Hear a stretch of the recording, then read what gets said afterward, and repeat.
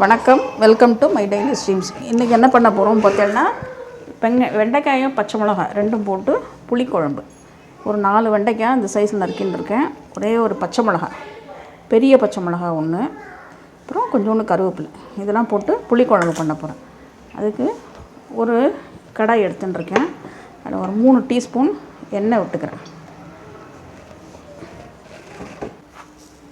எண்ணெய் காஞ்சிட்டு ஒரு 1/4 டீஸ்பூன் கடுகு,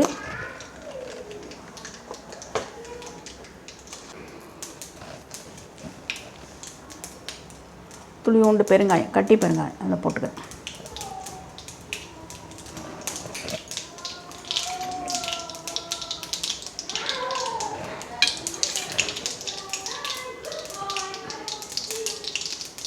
கடுகு வெடிச்சுன்றது, துளியோண்டு கடலைப்பருப்பு, துளியோண்டு உளுத்தம்பருப்பு.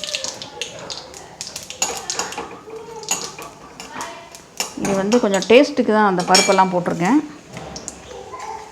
ஒரு பச்சை மிளகா சின்னதாக நறுக்கினது இதில் போட்டு பொரிக்கணும்.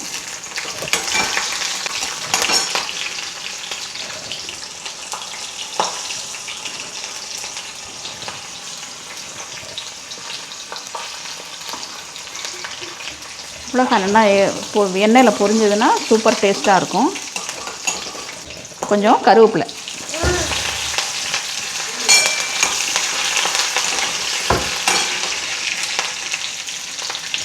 வெண்டைக்காய்,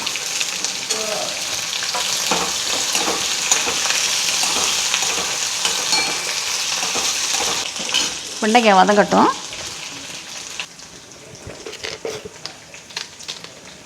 இந்த வெண்டைக்காய்க்கு தேவையான உப்பு மட்டும், அப்போ தான் காயில் ஏறும். ரொம்ப துளி தான் போட்டிருக்கேன். இந்த வெண்டைக்காய் நல்லா வதங்கட்டும்.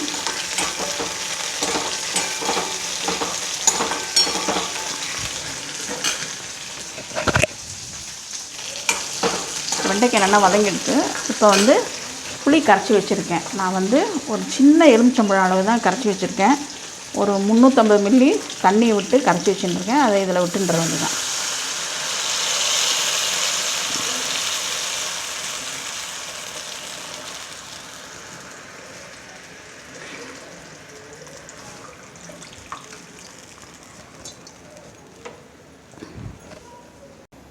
இப்போ இதுக்கு தேவையான உப்பு முதல்ல கொஞ்சம் தான் போட்டிருக்கோம். அதனால் இப்போ ஒரு 1/4 டீஸ்பூன் தான் போடுறேன். அவ்வளோதான் தாங்கும். கொஞ்சம் தான் குழம்பு வைக்கிறேன். அதனால் இப்போ இதுக்கு ஒரு 2.5 டீஸ்பூன், நான் சின்ன ஸ்பூனாக இருக்கிறனால இதில் 3 ஸ்பூன் போடுறேன். டீஸ்பூனாக இருந்தால் 2.5 ஸ்பூன் போட்டுக்கோங்க போகிறோம். சாம்பார் பொடி. இந்த புளிக்குழம்பு பண்ணி சாப்பிட்டு பாருங்கள், ரொம்ப நல்லா டேஸ்ட்டாக இருக்கும்.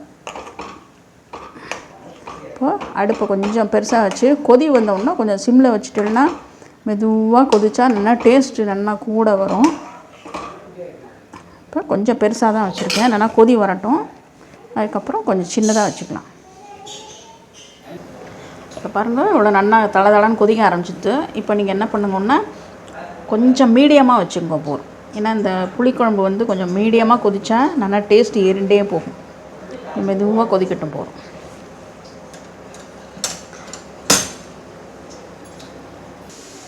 பாருங்கள், நல்லா குழம்பு ஆகிடுது. நல்லா கெட்டியாகவும் ஆகிடுது. பார்த்தீங்களா? அவ்வளோதான். இந்த ஸ்டேஜில் ஆஃப் பண்ணிட வேண்டியதான். ஆஃப் பண்ணிவிட்டு வேறு ஒரு பாத்திரத்துக்கு ட்ரான்ஸ்ஃபர் பண்ணுறேன். இப்போ குழம்பு ரெடி ஆகிடுது. மேலே கொஞ்சம் பச்சை கருவேப்பிலை போட்டேன்னா நல்லா வாசனையாக இருக்கும். வெண்டைக்காய் புளி குழம்பு தயாராகிடுது. டேஸ்ட் பண்ணி பாருங்கள். நல்லா இருந்தால் லைக் பண்ணுங்க, ஷேர் பண்ணுங்க, சப்ஸ்கிரைப் பண்ணுங்க. தேங்க்யூ.